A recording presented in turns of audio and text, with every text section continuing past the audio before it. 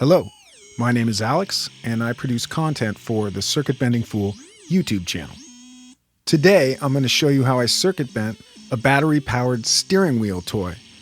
The toy by default plays driver sounds like turn signals, engine idling, and some honking. It's a simple, relatively cheap toy, but it made a great candidate for circuit bending. Okay, so the first thing you're going to want to do is pull the toy out of the packaging and flip it down on its face using a non-scratch surface so you don't damage the original artwork.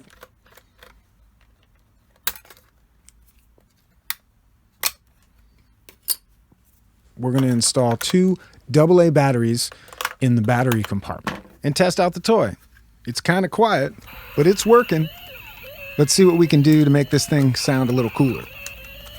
We are going to be modifying a small circuit board that's inside the plastic case of this toy. So we need to open it up. Use a small screwdriver with a Phillips head and loosen all the screws on the back of the case. The steering wheel has 9 screws on the back of it. Be sure to loosen all of them, remove them, and keep them in a safe place so you have them when you put everything back together. Now, with all of the screws removed, you need to split the case into 2 pieces. So concentrate on slowly making an opening and just working your way around until it cracks wide open. Take a good look at how everything is laid out inside the toy and where the connections are made. Maybe even take a picture. You're going to want to put everything back together the same way you took it apart. I chose to mount the output in a location that's closest to the internal speaker, which we're going to disconnect. To install the 1/4 inch output, I put a marking on the casing and then used a drill to make the hole. Sometimes the clearances can be tight when installing components like these. Be sure to take your time to make sure that your design is going to work, that the component is going to fit in the location, and that you can secure it in a way that it's going to be usable. The 1/4 inch output I used has 2 connections, a threaded nut, and a washer to install it in the plastic casing.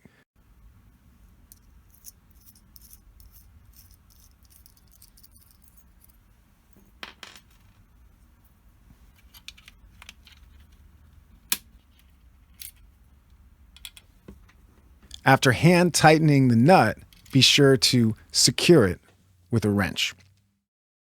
Use a soldering iron to heat the metal contacts on the output component and then coat them with a little bit of solder.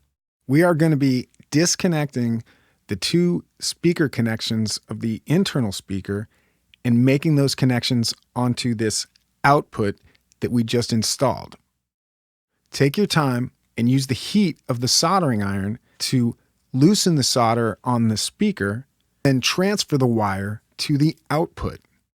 There are 2 wires, so do them each one at a time.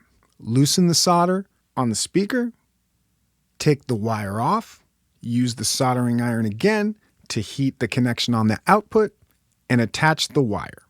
Do this for both of the connections, and your output should be ready to go.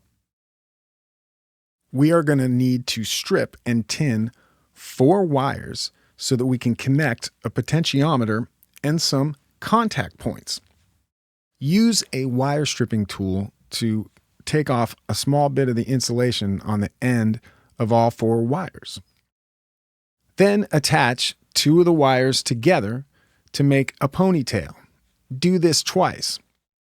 For this build, we are using a 500K pot to control the amount of power that the battery sends to the circuit board. I use a helping hand tool to make it easier.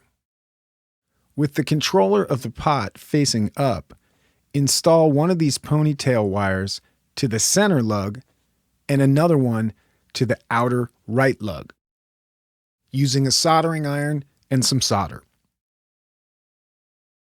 I chose a location inside the case to install the pot so that it wouldn't interfere with any of the other components.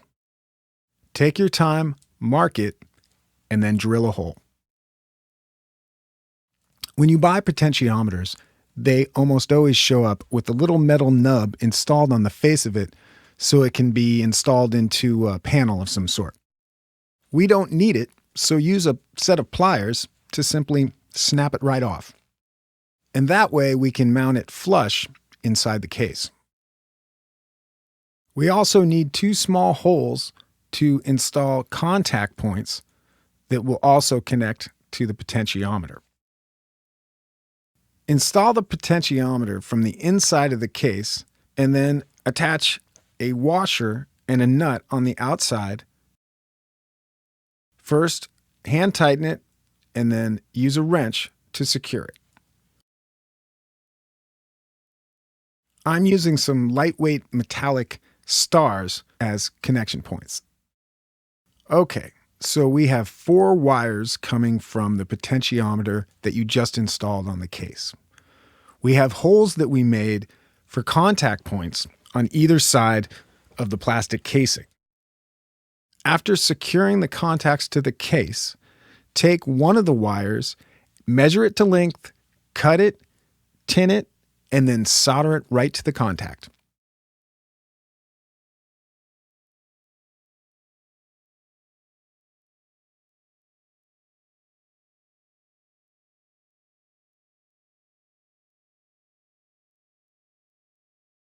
Do the same thing for both contacts.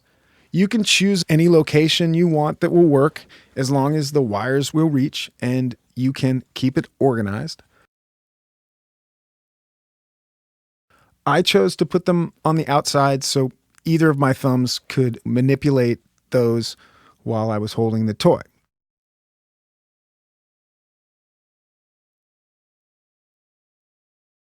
One of the things I like to do is use a glue gun to secure the wires in a place so that they're out of the way.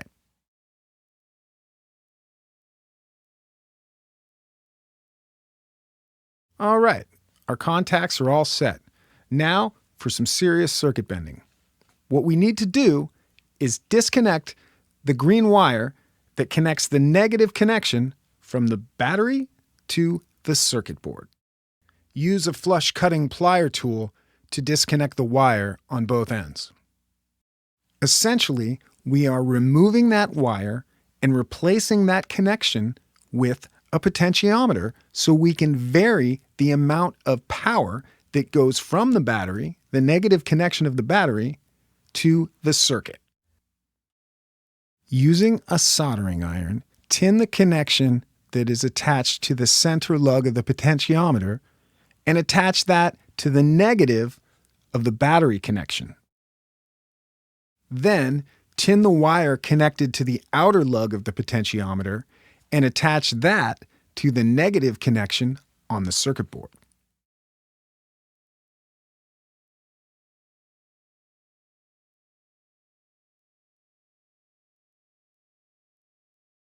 That's it. Now that we've installed all the components, we're going to put the case back together.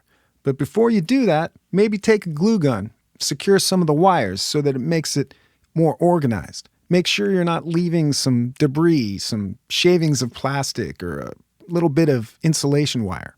You don't want anything in there that you don't need. As always, just take your time reassembling the case. Make sure both pieces of plastic meet together. Use all of the screws that you set aside and reattach the battery cover. Since we disconnected the internal speaker, the toy doesn't make any sounds, but you can use the 1/4-inch output that we installed to hook it up to an amplifier and take it for a test drive. Thanks for watching my video on circuit bending the battery-powered steering wheel.